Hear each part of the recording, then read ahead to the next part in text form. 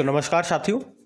और ये हमारा फरवरी का फोर्थ वाला वीक होगा जिसमें हम 22 फरवरी से लेकर 28 फरवरी तक के सारे इंपॉर्टेंट क्वेश्चंस कवर करेंगे। तो चलिए स्टार्ट करते हैं आज की क्लास बिना टाइम वेस्ट करें। तो शुरुआत करते हैं एक बुक से। तो देखो ये प्रश्न क्या पूछ रहा है। अभी एक बुक आई है, the sage who reimagine Hinduism, the life lesson and legacy of Shri Narayana Guru. इस किताब को किसने लिखा है? सही उत्तर होगा शशि थरूर ने इस किताब को लिखा है। बुक का नाम आपको ध्यान रखना है, लेखक हो गए शशि थरूर, और इसको लॉन्च किया है हमारे जो वाइस प्रेसिडेंट है सीपी राधाकृष्णन जी ने। फिर अगले में पूछ रहे अर्थ शॉर्ट प्राइज 2026 को कौन सा भारतीय शहर होस्ट करेगा? तो आंसर हो जाएगा इसका मुंबई। और ये जो अर्थ शॉर्ट प्राइज है ना, ये पर्यावरण से संबंधित एक पुरस्कार है जिसमें पुरस्कार राशि मिलती है 1 मिलियन पाउंड। और कौन देता है? Prince William. 2021 में इस पुरस्कार को देना शुरू किया गया था, 2030 तक ये देंगे। 5 अलग अलग कैटेगरीज में दिया जाता है, जैसे प्रकृति, हवा, महासागर, कचरा और वायु जलवायु परिवर्तन से लड़ने के लिए जो अच्छा काम करते हैं उनको ये पुरस्कार दिया जाता है। तो इस बार इसका आयोजन मुंबई में होगा, ये ध्यान में रखना है। फिर अगले में पूछ रहे हैं प्रधानमंत्री सेतु के तहत India France national centre of excellence in aeronautics की स्थापना ये कहां पर होगी? तो आंसर होगा इसका कानपुर में होगी। तो अभी प्रधानमंत्री नरेंद्र मोदी ने ही उत्तर प्रदेश के कानपुर में भारत और फ्रांस की साझेदारी से एक बेहतरीन ट्रेनिंग सेंटर जिसका नाम होगा national centre of excellence in aeronautics and defence, ये बनाने की घोषणा की है। और हमारी जो प्रधानमंत्री सेतु योजना है उसी के अंतर्गत इसको बनाया जाएगा। और प्रधानमंत्री सेतु योजना याद रखना, ये लॉन्च हुई थी अक्टूबर 2025 में। पिछले बार भी हमने इसके बारे में पढ़ा था। इसका उद्देश्य क्या है? पहले तो इसकी फुल फॉर्म ध्यान रखो, प्रधानमंत्री स्किलिंग एंड एम्प्लॉयबिलिटी ट्रांसफॉर्मेशन उन्नत ITIs। मतलब जो ITI कॉलेजेस है उनको अपग्रेड किया जाएगा ताकि वहाँ पे जो बच्चे पढ़ रहे हैं उनका अच्छे से स्किल डेवलपमेंट किया जाए, उस तरह की स्किल उनको सिखाई जाए जो ज़रूरत उनको इंडस्ट्री में पढ़ने वाली है, ताकि जब वो कॉलेज से निकले तो इंडस्ट्री में उनकी जॉब लग जाए। मतलब नौकरी के लिए उनको तैयार करना है, इस तरह से उनको पढ़ाना है। और इस योजना का टारगेट भी पूछा जा सकता है। इस योजना का टारगेट क्या है कि अगले 5 सालों में 1000 सरकारी ITI कॉलेजेस को अपग्रेड करना है। और इसके लिए बजट रखा गया था कितना? 60,000 करोड़ रुपए का। फिर अगले में पूछ रहे हैं अभी राजकीय ईंट खोरी महोत्सव ये कहाँ पर मनाया गया? तो आंसर हो जाएगा झारखंड में। तो राजकीय ईंट खोरी महोत्सव याद रखना है, अभी झारखंड के चतरा जिले में जो माँ भद्रकाली मंदिर परिसर है वहीं पर इसका आयोजन किया गया। ठीक है, महोत्सव कौन सा है? राजकीय ईंट खोरी महोत्सव झारखंड में मनाया गया। फिर पूछ रहे हैं वर्ल्ड पेंगोलिन डे, विश्व पेंगोलिन दिवस कब मनाया जाता है? तो ये कोई फिक्स नहीं होता। इसका ये है कि ये मनाया जाएगा फरवरी के तीसरे शनिवार को, यानी कि सैटरडे को। तो इस बार ये मनाया जा रहा है 21 फरवरी को। और थीम क्या है? Pangolin guardians in action. फिर पूछ रहे हैं अभी फरवरी में किस राज्य ने नक्सल मुक्त होने की घोषणा कर दी है? तो आंसर हो जाएगा बिहार। बिहार ने कह दिया कि वो नक्सल मुक्त हो चुका है, क्योंकि यहाँ पे एक अंतिम जो माओवादी था सुरेश कोड़ा, उसने आत्मसमर्पण कर दिया। उसके बाद इसने अपने आप को नक्सल मुक्त घोषित कर दिया, किसने? बिहार ने। और वैसे भारत सरकार का लक्ष्य भी है अभी 2026 तक भारत को नक्सल मुक्त बनाना। फिर अगले में पूछ रहे हैं भारत और UK के विजन 2035 के तहत कहाँ ऑफशोर विंड विकसित किए जाएंगे? तो आंसर होगा गुजरात और तमिलनाडु में। ऑफशोर विंड का क्या मतलब हो गया? समुद्र में पानी के ऊपर पवन चक्कियाँ लगा करके बिजली पैदा करना, उसी को ऑफशोर विंड कहते हैं। और भारत और UK मिल करके अभी इन्होंने एक ऑफशोर विंड यानी कि समुद्र में पवन ऊर्जा को बढ़ावा देने के लिए एक टास्क फोर्स बनाई है जो किस पर काम करेगी? गुजरात और तमिलनाडु के तटों पर बिजली पैदा करना। किसके तहत? ऑफशोर विंड के तहत। ठीक है, ये ध्यान रखना। एक ये प्रश्न भी देख लो, पूछा जा सकता है वॉइस एरा को किस प्लेटफॉर्म पर अभी लॉन्च किया गया? तो आंसर होगा भाषिणी। अभी दिल्ली में जो इंडिया AI इम्पैक्ट समिट हुआ था वहीं पे वॉइस एरा को लॉन्च किया गया, जो कि एक तरह का ओपन सोर्स AI प्लेटफॉर्म है। मतलब इसका इस्तेमाल करके उपयोगकर्ता अपनी स्थानीय भाषा में डिजिटल सिस्टम के साथ बातचीत कर सकते हैं। और अभी इसको भाषिणी प्लेटफॉर्म पे लॉन्च किया गया। भाषिणी प्लेटफॉर्म कब आया था? 2022 में आया था, जो कि एक तरह का AI आधारित लैंग्वेज ट्रांसलेशन प्लेटफॉर्म है। ठीक है, ये ध्यान रखना। फिर अगले में पूछ रहे हैं अभी जो 2026 में विंटर ओलंपिक्स हुए उसमें पदक तालिका में मेडल टैली में टॉपर कौन रहा? तो आंसर इसका हो जाएगा नॉर्वे। तो अभी जो विंटर ओलंपिक्स गेम्स हुए 2026 में, याद रखना इसका ये 25वां एडिशन था, जो कहाँ पर हुआ? इटली में। इटली के मिलानो कॉर्टिना में हुआ है। इसका मैस्कॉट था टीना और मिलो। इसमें जो नया गेम शामिल हुआ इसकी माउंटेनियरिंग था। और मेडल टैली आप देख सकते हो, पहले स्थान पे नॉर्वे है, फिर अमेरिका है, नीदरलैंड है, इटली है। भारत की बात करेंगे, भारत ने यहाँ पे एक भी मेडल नहीं जीता। भारत की तरफ से वैसे 2 ही खिलाड़ियों ने हिस्सा लिया था, आरिफ मोहम्मद खान अल्पाइन स्कीइंग में और स्टेंजुन लुंडुप ने क्रॉस कंट्री स्कीइंग इवेंट में। ठीक है, तो ये सब मैंने आपको बता दिया। अगला वाला भी देख लो, अगला 4 साल में होगा, यानी कि 2030 में जो अगला वाला 26वां एडिशन होगा विंटर ओलंपिक गेम्स का, वो फ्रांस में होगा। ठीक है, ये भी ध्यान रखना। अगला देखते हैं। फिर अगले में पूछ रहे हैं अंतर्राष्ट्रीय मातृभाषा दिवस ये कब मनाया जाता है, तो आंसर होगा 21 फरवरी को ही मनाया जाता है ये भी। और इसकी क्या थीम है, youth voices on multilingual education, बहुभाषी शिक्षा पर युवाओं की आवाज़। फिर अगले में पूछ रहे हैं अभी किस राज्य ने मेरी रसोई योजना शुरू की है, तो आंसर हो जाएगा इसका पंजाब ने शुरू किया है। तो है क्या इस योजना में, जो गरीब परिवार है तो उनको पोषण युक्त खाद्य किट दिए जाएंगे। उस किट में दाल होगा, चीनी, तेल, हल्दी वगैरह होगी। तो सिंपल सा याद रखना है कौन सी योजना है, मेरी रसोई योजना, पंजाब ने इसको शुरू किया है। फिर ये प्रश्न इंपॉर्टेंट रहेगा कि कौन सा देश अगले साल 2027 में AI समिट को होस्ट करने वाला है, तो आंसर होगा जेनेवा के स्विट्जरलैंड में होगा। अभी स्विट्जरलैंड के जो प्रेसिडेंट हैं वो हैं गाई परमेलिन, ये आए हुए थे भारत में, जो भारत में जो AI समिट हुआ था, AI इम्पैक्ट समिट नई दिल्ली में, वहाँ पर उसके बाद इन्होंने घोषणा की कि भैया 2027 में जेनेवा स्विट्जरलैंड में AI समिट होस्ट किया जाएगा। और 2028 वाला भी याद रखो, ये UAE में होगा। अभी वाला तो आपको बताइए इंडिया AI इम्पैक्ट समिट हुआ था नई दिल्ली में। ठीक है, इंपॉर्टेंट रहेगा, ध्यान रखना। एक ये प्रश्न देखो, अभी महाराष्ट्र के Our Lady of Grace Cathedral को 2025 में कौन सा सम्मान मिला है, तो आंसर होगा यूनेस्को मेरिट अवार्ड मिला है। तो महाराष्ट्र के पालघर जिले में है ये 475 साल पुराना Our Lady of Grace Cathedral, और इसी को अभी UNESCO Asia Pacific merit award से सम्मानित किया गया। क्यों किया गया, तो इसने पारंपरिक चूना आधारित जो विधियाँ, जो पहले चूने का उपयोग करते थे, पहले सीमेंट वगैरह का उपयोग नहीं करते थे, उसी विधियों का उपयोग करके इसने अपना जीर्णोद्धार रिस्टोरेशन किया है। टूट फूट हो गया तो उसको सही किया है पुरानी विधियों का इस्तेमाल करके, इसीलिए इनको ये पुरस्कार दिया गया। ठीक है, तो ध्यान रखना ये। अब यहाँ पे हम फिल्म अवार्ड्स की बात करते हैं। बाफ्ता अवार्ड्स 2026 में बेस्ट फिल्म का पुरस्कार किसे मिला, तो आंसर होगा वन बैटल आफ्टर अनादर को। बाफ्ता मतलब British academy film awards, film और टेलीविजन में बेहतरीन काम करने वालों को दिया जाने वाला एक ब्रिटिश सम्मान है ये, और पहली बार 1949, इस बार 79 नंबर का एडिशन है। ये 4 कैटेगरी इंपॉर्टेंट रहेगी, ध्यान में रखना। जैसे बेस्ट फिल्म का अवार्ड तो मिला है वन बैटल आफ्टर अनादर को। बेस्ट एक्टर रहे रॉबर्ट एर्रेमोए आई स्वेयर मूवी के लिए। बेस्ट एक्ट्रेस हैं जेसी बकले हेमनेट मूवी के लिए, और बेस्ट डायरेक्टर है Paul Thomas Anderson one battle after another movie के लिए। और हमारे लिए एग्जाम के लिए पूछोगे तो ये वाला पॉइंट ज़्यादा इंपॉर्टेंट है, क्योंकि एक मणिपुरी फिल्म है, नाम है बूम, और इसने सर्वश्रेष्ठ बाल एवं पारिवारिक फिल्म का पुरस्कार जीता है। और ये भी बता दूं, ये जो मूवी है इसको डायरेक्ट किया लक्ष्मी प्रिया देवी ने, और इसके जो प्रोड्यूसर है वो फरहान अख्तर है और रितेश सिद्धवानी है। ठीक है, तो ध्यान रखना, इस बार का 79 नंबर का एडिशन था। फिर अगला प्रश्न देखो, एक बुक आई है Atal Bihari Vajpayee the eternal statesman. इस बुक को किसने लिखा है, तो आंसर होगा विजय गोयल ने लिखा है। तो एक तरह की एक कॉफी टेबल बुक है, और इसको लॉन्च किया हमारे वाइस प्रेसिडेंट CP राधाकृष्णन ने। अटल बिहारी वाजपेयी जी के ऊपर है, ध्यान में रखना। अगला देखते हैं।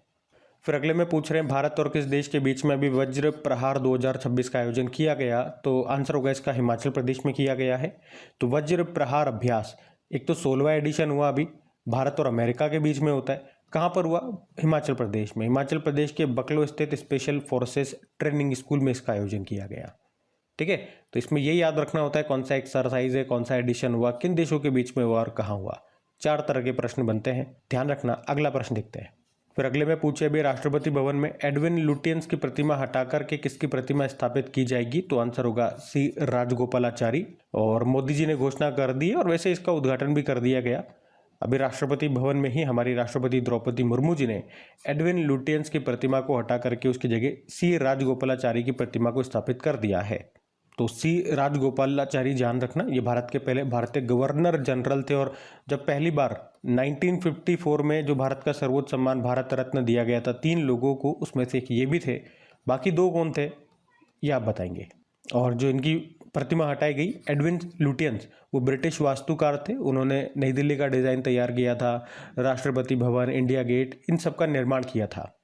तो अब इनकी हटा दी गई और इनकी लगा दी गई। फिर अगले में पूछ रहे हैं विश्व शांति और सहभागिता दिवस ये कब मनाया गया, तो आंसर हो जाएगा 23 फरवरी को। तो 23 फरवरी को हर साल world peace and understanding day के रूप में मनाया जाता है, बस इतना सा ध्यान रखो आप। फिर अगले में पूछ रहे हैं कि नीदरलैंड के सबसे युवा प्रधानमंत्री कौन बन गए हैं, तो आंसर होगा रॉब जेटन बन गए हैं। 38 वर्ष की आयु में 38 वर्ष की आयु में रॉब जेटन ये नीदरलैंड के सबसे युवा और पहले खुले तौर पर समलैंगिक प्रधानमंत्री बन गए हैं।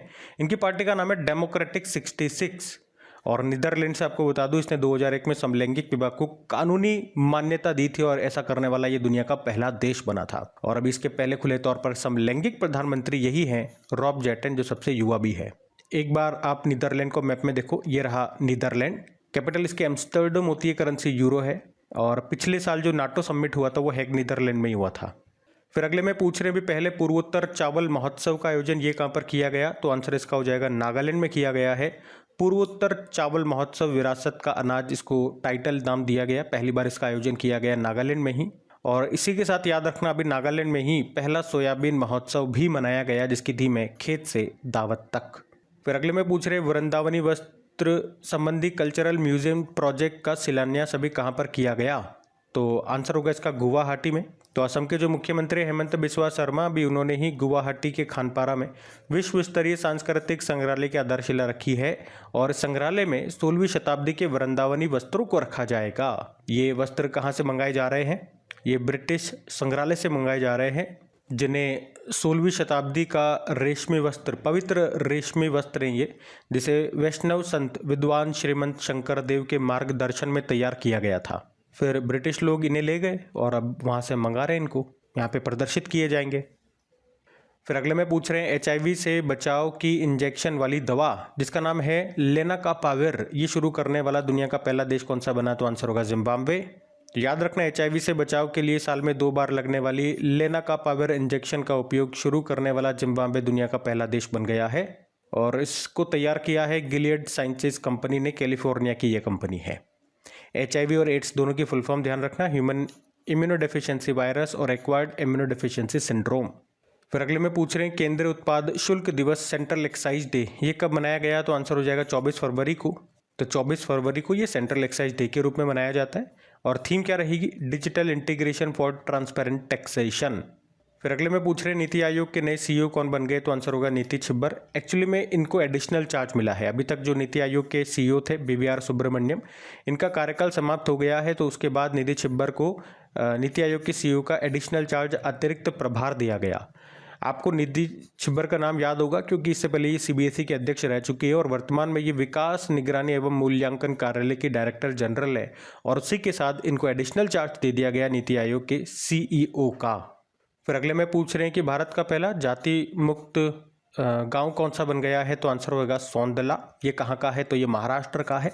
महाराष्ट्र के अहिल्यानगर जिले का है ये सौंदला गांव, जो कि अभी आधिकारिक तौर पर भारत का पहला जाति मुक्त कास्ट फ्री गांव बन गया है। अभी फरवरी में ही ग्राम सभा के द्वारा सर्वसम्मति से प्रस्ताव पास कर यहाँ पर जाति आधारित भेदभाव को पूरी तरह से समाप्त कर दिया गया। ठीक है, तो भारत का पहला जाति मुक्त गांव सौंदला है, ये ध्यान में रखना। फिर अगले में पूछ रहे केंद्रीय गृह मंत्रालय के द्वारा जारी की गई भारत की पहली व्यापक आतंकवाद रोधी नीति का नाम क्या है, तो आंसर होगा प्रहार। तो केंद्रीय गृह मंत्रालय ने देश की पहली आतंकवाद विरोधी और साइबर सिक्योरिटी पॉलिसी प्रहार को लॉन्च किया है। ये पॉलिसी आतंकवाद और हिंसक उग्रवाद को रोकने और जवाब देने के लिए रणनीतिक रूपरेखा तैयार करने का काम करेगी। बाकी प्रहार की फुल फॉर्म दे रखी है, P मतलब प्रिवेंशन रेस्पॉन्स, A से हो गया एग्रीगेटिंग कैपेसिटी, H से ह्यूमन राइट्स, एट्यूनेटिंग, फिर A से अलाइनिंग और R से रिकवरी। ठीक है, प्रहार नाम ध्यान रखना।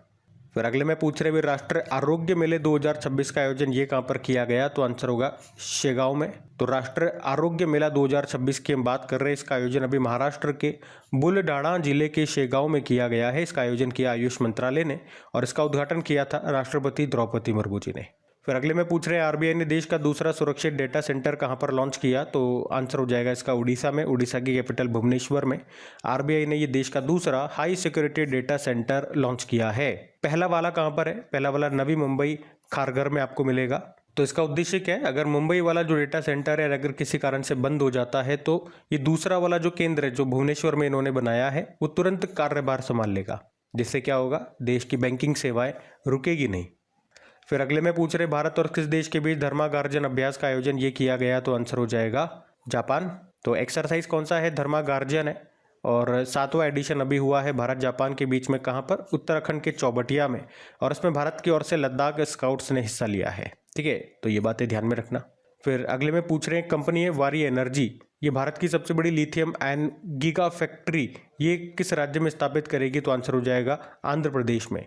कौन सी कंपनी? वारे एनर्जीज। ये आंध्र प्रदेश के अनाकापल्ली जिले के रमबिल्ली में भारत की सबसे बड़ी एकीकृत integrated lithium ion battery giga factory स्थापित करेगा। इसके लिए निवेश करेगा 8,175 करोड़ रुपए और इसकी क्षमता होगी प्लांट की 16 गीगावाट आवर। लिथियम आपको बताइए प्राकृतिक में पाए जाने वाले सबसे हल्की धातु होती है, बैटरीज बनती है इससे, लिथियम आयन बैटरीज। ठीक है, तो ये ध्यान में रखना। कहाँ पर? आंध्र प्रदेश में। फिर अगले में पूछ रहे हैं अभी किसने अपने पहले उपग्रह मिशन दृष्टि की घोषणा की है? तो आंसर होगा गैलेक्स आई ने। बंगलुरु का एक स्पेस टेक स्टार्टअप है गैलेक्स आई, जिसने अभी दुनिया का पहला मल्टी सेंसर अर्थ ऑब्जर्वेटरी सैटेलाइट जिसको नाम दिया मिशन दृष्टि, इसको लॉन्च करने की घोषणा की है। मतलब ये भारत का सबसे बड़ा एक निजी उपग्रह होगा। वजन में बात करोगे तो 160 किलोग्राम का, जो बादलों और रात के अंधेरे में भी हाई रेजोल्यूशन तस्वीरें लेने में सक्षम होगा। इसका उपयोग रक्षा और आपदा प्रबंधन के लिए किया जाएगा। तो गैलेक्स आई एक प्राइवेट स्पेस स्टार्टअप है। आईआईटी मद्रास के पूर्व छात्रों ने इसको बनाया है। कहाँ पर है? बंगलुरु में। फिर अगले में पूछ रहे भी भारतीय सेना ने स्ट्रेला 10 एयर डिफेंस मिसाइलों का परीक्षण ये कहाँ पर किया? तो आंसर हो जाएगा राजस्थान में। तो भारतीय सेना के कोणार्क कोर ने अभी स्ट्रेला 10 का सफल परीक्षण किया, जो कि क्या है? एक very short range air defence system है, कम दूरी का एक एयर डिफेंस सिस्टम है। और इसका परीक्षण अभी राजस्थान के पोखरण फील्ड फायरिंग रेंज में किया, जिसकी रेंज है 6 से 10 किलोमीटर की। ठीक है, तो ये ध्यान रखना। फिर अगले में पूछ रहे हैं कतर ओपन टेनिस टूर्नामेंट 2026 में पुरुष एकल का खिताब किसने जीता? तो आंसर हो जाएगा कार्लोस अल्काराज ने जीता है। आप जानते हो स्पेन के टेनिस प्लेयर है कार्लोस अल्काराज, और इन्होंने अभी कतर ओपन टेनिस टूर्नामेंट में मेन सिंगल का टाइटल जीत लिया। फाइनल में इन्होंने फ्रांस के आर्थर फिल्स को हराया। वहीं वुमेन सिंगल की बात करेंगे, इसको जीता है कैरोलिना मुचोवा ने, ये चेक रिपब्लिक की है, और उन्होंने हराया है विक्टोरिया मब्बोको को, जो कनाडा से है। कार्लोस, याद रखना, इस बार का जो ऑस्ट्रेलियन ओपन 2026 हुआ उसमें मेन सिंगल का टाइटल इन्होंने ही जीता है। आप लोग बताएंगे ऑस्ट्रेलियन ओपन का वुमेन सिंगल का टाइटल किसने जीता? फिर पूछ रहे भाई केंद्रीय मंत्रिमंडल ने संविधान के किस अनुच्छेद के तहत केरल के नए नाम को मंजूरी दे दी है? तो आंसर होगा आर्टिकल 3। तो केंद्रीय मंत्रिमंडल ने केरल के नाम को बदलकर केरलम करने के प्रस्ताव को मंजूरी दे दी है, और ये बदलाव संविधान के अनुच्छेद 3 के तहत किया जा रहा है, जो कि राज्य के नाम के परिवर्तन की अनुमति देता है। आपको याद होगा केरल राज्य विधानसभा ने 24 जून 2024 को सर्वसम्मति से इस संबंध में एक प्रस्ताव पारित किया था, और अभी उसे केंद्रीय मंत्रिमंडल ने मंजूरी भी दे दी है। तो केरल हो जाएगा केरलम। फिर अगले में पूछ रहे हैं प्रधानमंत्री नरेंद्र मोदी को अभी 2026 में इजराइल की ओर से कौन सा संसदीय सम्मान प्राप्त हुआ है? तो आंसर हो जाएगा इसका speaker of the Knesset medal. तो अभी नरेंद्र मोदी जी को यरूशलेम में इजराइल के सर्वोच्च संसदीय सम्मान, जिसको कहते हैं speaker of the Knesset medal, से सम्मानित किया गया, और ये अवार्ड पाने वाले वो दुनिया के पहले वैश्विक नेता बन गए हैं। तो प्रश्न इंपॉर्टेंट है, और आपको पता है इजराइल की संसद को ही हम क्या कहते हैं? नेसेट कहते हैं। और इजरायली संसद के जो अध्यक्ष है अमीर ओहाना, उन्होंने ही इनको ये सम्मान प्रदान किया। फिर अगले में पूछ रहे भी राजाजी महोत्सव कहाँ पर मनाया गया? तो आंसर हो जाएगा नई दिल्ली में मनाया गया। राजाजी उत्सव पहली बार मनाया गया कहाँ पर? नई दिल्ली के राष्ट्रपति भवन में। और इसी मौके पर हम पढ़ चुके राष्ट्रपति द्रौपदी मुर्मू जी ने राष्ट्रपति भवन में सी राजगोपालाचारी की प्रतिमा का अनावरण किया। किसकी जगह? ब्रिटिश वास्तुकार एडविन लुटियंस की जगह। सी राजगोपालाचारी भारत के पहले गवर्नर जनरल थे। ठीक है, तो ये सब ध्यान में रखना। फिर अगले में पूछ रहे हैं भी किसने कलारी लीप अभ्यास का आयोजन किया? तो आंसर हो जाएगा भारतीय वायुसेना ने। तो भारतीय वायुसेना की दक्षिणी वायु कमान, इसने अभी लक्षद्वीप और मिनिकॉय द्वीप समूह में कलारी लीप एक नाम से एक उच्च स्तरीय संयुक्त समुद्री अभ्यास का आयोजन किया। ठीक है, तो इतना याद रखो कौन सा अभ्यास है, किसने किया, कहाँ पर किया। फिर अगले में पूछ रहे हैं लार्सन एंड टुब्रो कंपनी ये लीगो इंडिया का निर्माण कहाँ पर करेगा? तो आंसर हो जाएगा महाराष्ट्र में करेगा। लार्सन एंड टुब्रो ये महाराष्ट्र के हिंगोली में भारत के पहले लीगो मतलब laser interferometer gravitational wave observatory का निर्माण करेगा, जो कि एक मेगा साइंस प्रोजेक्ट है। लीगो मतलब क्या होता है? आप कहोगे ये एक ऐसी वेधशाला है, प्रयोगशाला है, जो ब्रह्मांड में होने वाली बड़ी घटनाओं जैसे कि ब्लैक होल का मिलना, तो ऐसी घटनाओं से निकलने वाली गुरुत्वाकर्षण तरंगों ग्रेविटेशनल वेव्स का पता लगाने का काम करेगी। तो इस प्रोजेक्ट में कितना खर्चा होगा? 1 से लेके 2,500 करोड़ रुपए तक इस प्रोजेक्ट में खर्च होंगे, और इसमें लार्सन एंड टुब्रो 8 किलोमीटर लंबी वैक्यूम ट्यूब का निर्माण करेगी। कहाँ पे? महाराष्ट्र के हिंगोली में। लार्सन एंड टुब्रो से याद रखना इसका मुख्यालय आपको मिलेगा मुंबई में। एस एन सुब्रमण्यम CMD है, और 1946 में स्थापना होती है। फिर अगले में पूछ रहे हैं एशिया इकोनॉमिक डायलॉग 2026 का 7वां संस्करण हुआ, कहाँ पर हुआ? तो आंसर हो जाएगा पुणे में हुआ। एशिया इकोनॉमिक डायलॉग 7वां संस्करण हुआ पुणे महाराष्ट्र में और थीम है वैश्वीकरण से परे भू अर्थशास्त्र। फिर अगले में पूछ रहे हैं भी टीचर एप्लीकेशन 2.0 को किसने डेवलप किया है? तो आंसर हो जाएगा भारतीय एयरटेल ने। कौन सी एप्लीकेशन है? टीचर एप्लीकेशन 2.0, जो कि एक तरह का एआई संचालित डिजिटल ऐप है। इसको अभी हमारे जो शिक्षा मंत्री धर्मेंद्र प्रधान ने लॉन्च किया और इसको तैयार किया है भारतीय एयरटेल फाउंडेशन और CK12 फाउंडेशन ने। तो इस एप्लीकेशन का उपयोग करके जो शिक्षक है वो अपनी पाठ योजना तैयार कर सकेंगे, कक्षा में गतिविधियां तैयार कर सकेंगे, अध्ययन सामग्री खोजने में मदद करेगा ये एप्लीकेशन, उनको एआई का उपयोग करेगा ये। इससे शिक्षक जो अपना मटेरियल तैयार करते हैं उसमें लगने वाला समय बचेगा और क्वालिटी वो अपना कंटेंट तैयार कर पाएंगे। ठीक है, तो याद रखना ये। फिर अगले में पूछ रहे हैं विश्व महासागर विज्ञान सम्मेलन का आयोजन ये कहाँ पर किया गया? तो आंसर हो जाएगा गोवा में किया गया है। विश्व महासागर विज्ञान सम्मेलन 2026 चौथा एडिशन हुआ अभी इसका कहाँ पर? गोवा में। इसका उद्घाटन किया गोवा के मुख्यमंत्री प्रमोद सावंत ने और थीम क्या है? Ocean health and sustainable future, महासागर स्वास्थ्य और सतत भविष्य। फिर अगले में पूछ रहे हैं खेलो इंडिया विंटर गेम्स 2026 में टॉपर कौन रहा? तो आंसर हो जाएगा इंडियन आर्मी। ये 2 चरणों में हुआ, 2 फेजेज में। पहला चरण इसका अभी जनवरी में हुआ था लेह लद्दाख में और दूसरा चरण अभी फरवरी में ही हुआ गुलमर्ग जम्मू कश्मीर में। याद रखना मेडल टैली आपके सामने है। पहले स्थान पर इंडियन आर्मी है, 9 गोल्ड 6 सिल्वर 8 ब्रोंज के साथ टोटल 23 मेडल जीते। फिर दूसरे पे हिमाचल प्रदेश, तीसरे पे हरियाणा रहा है। अच्छा, ये जो खेलो इंडिया विंटर गेम्स है ना, एक बार एग्जाम में प्रश्न ये आया था इसका पहला एडिशन कब हुआ था? 2020 में हुआ था जम्मू कश्मीर के गुलमर्ग में। फिर अगले में पूछ रहे हैं बेला ग्राम ये भारत का पहला नेट जीरो पंचायत ये बन गया है, ये किस राज्य में है? तो सही उत्तर हो जाएगा महाराष्ट्र में है। तो महाराष्ट्र के भंडारा जिले में है ये बेला ग्राम पंचायत, जो कि भारत की पहली net zero carbon neutral panchayat बन गई है। आपको याद दिला लूँ, इसी गांव ने 2024 में कार्बन न्यूट्रल कैटेगरी में राष्ट्रीय पंचायत पुरस्कार भी जीता था। और अभी याद रखना ये भारत की पहली net zero carbon neutral panchayat बन गई है। इसका मतलब क्या हो गया? जितना कार्बन ये गांव उत्सर्जित कर रहा है उतना अवशोषित भी कर रहा है। कैसे कर रहा होगा? इन्होंने इसके लिए बहुत सारे पेड़, हजारों की तादाद में पेड़ लगाए हैं। फिर अगले में पूछ रहे हैं अभी किस राज्य या यूनियन टेरिटरी ने राहवीर योजना शुरू की? तो आंसर हो जाएगा दिल्ली ने।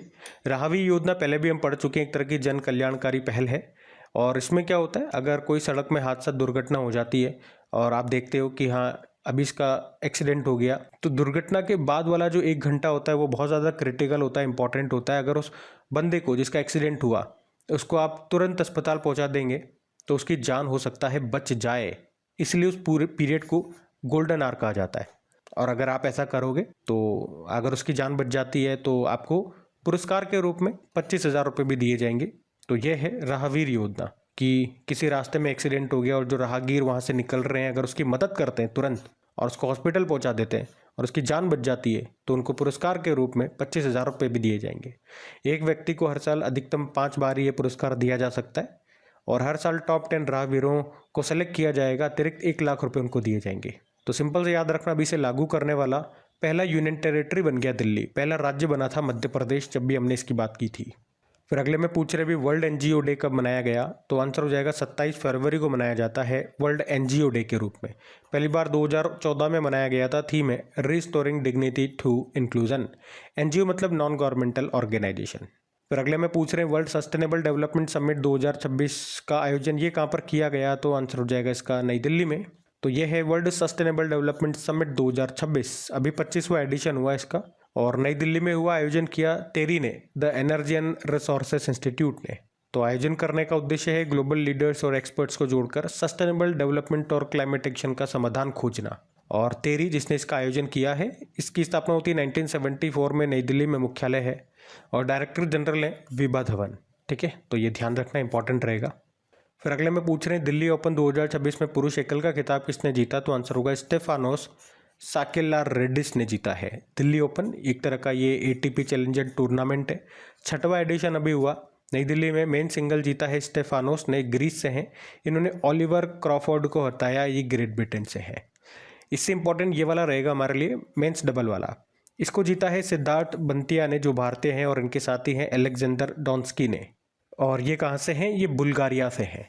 और इन्होंने किस जोड़ी को हराया? प्रुचिया इशारो जो कि थाईलैंड से हैं और एक भारतीय हैं निकी कालियंडा। तो इस जोड़ी ने इस जोड़ी को हराया है। जीतने वाली जोड़ी याद रखना, उसमें एक भारतीय हैं क्योंकि, और ये तीसरी बार भी है जब किसी भारतीय खिलाड़ी ने दिल्ली ओपन डबल्स की ट्रॉफी जीती है। फिर अगले में पूछ रहे हैं भी भारतीय सेना ने कहाँ पर अग्निवर्षा अभ्यास का आयोजन किया, तो आंसर हो जाएगा राजस्थान में किया है। भारतीय सेना की दक्षिणी कमांड ने ही अभी राजस्थान के पोखरण फील्ड फायरिंग रेंज में अभी अग्निवर्षा अभ्यास का आयोजन किया।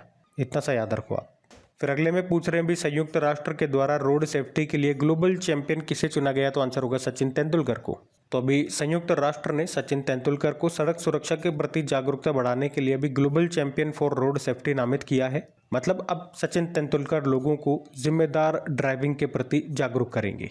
ठीक है, तो सचिन का नाम याद रखना। फिर एक योजना आई थी होम स्टे योजना, ये शुरू हुई है राजस्थान में। राजस्थान सरकार ने ही पर्यटन को बढ़ावा देने और स्थानीय लोगों को रोजगार देने के लिए ही ये होम स्टे योजना शुरू की है। मतलब इसमें लोग अपने घरों में अधिकतम 8 कमरे और 24 बेड की सीमा तक पर्यटकों को ठहरने की सुविधा दे सकेंगे। तो जो पर्यटक होंगे वो होटल वगैरह की जगह स्थानीय जो मकान होंगे वहाँ पर स्टे करें, स्थानीय संस्कृति को समझें, उससे परिचित होंगे, तो उनको भी अच्छा लगेगा और रोजगार भी बढ़ेगा वहाँ पे स्थानीय लोगों का।